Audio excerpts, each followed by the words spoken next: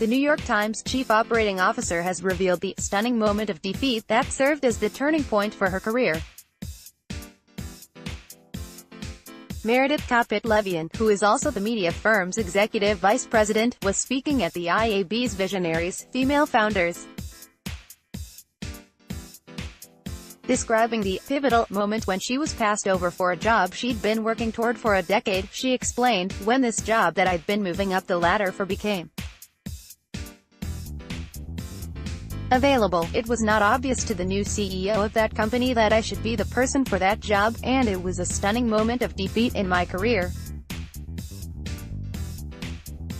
When I probed about why I was not an obvious choice, he essentially said, 'It just strikes me that you're smart enough to know what to do, but didn't stand up and tell everybody.' It was the turning point in my career." Kopit Levien left that company by choice, and vowed she'd only leave her next job in a body bag. "I will never again play not to lose. I had to learn how to be someone who played to win. Everything else was different after that."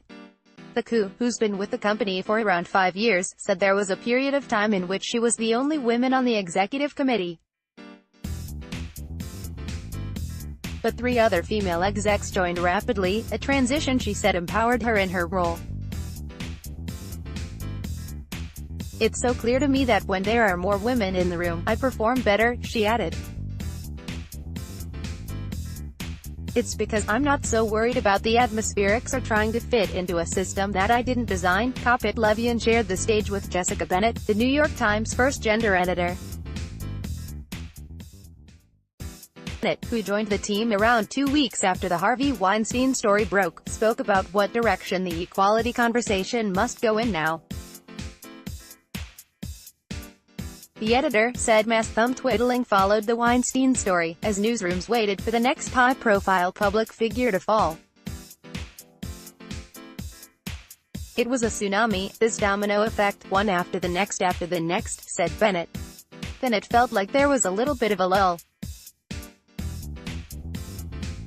And being the skeptical journalist who has written about gender issues for a long time, I started looking at my clock wondering when people were going to get tired of this storyline, and they have not.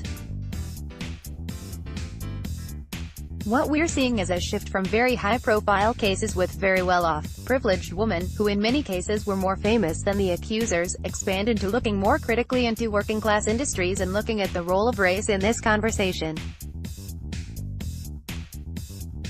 Now we're really gearing toward looking at solutions. If the legal system hasn't been able to keep up, then what mechanisms are in place to prevent this from happening in the future?" The New York Times will bolster its gender coverage with deep dives into topics like masculinity and what boys are being taught about what it means to be a man. The organization recently won praise for Overlooked, an editorial initiative in which obituaries were written for deserving women who never got them. Bennett explained that as newsrooms become more diverse in nature, so too will the coverage. "Media was traditionally created for and by white men, that's the reality, and it's okay for us to acknowledge that," she added. "As we see newsrooms shifting, more women in leadership roles, more people of color, we are also seeing coverage shift. These things are so intertwined.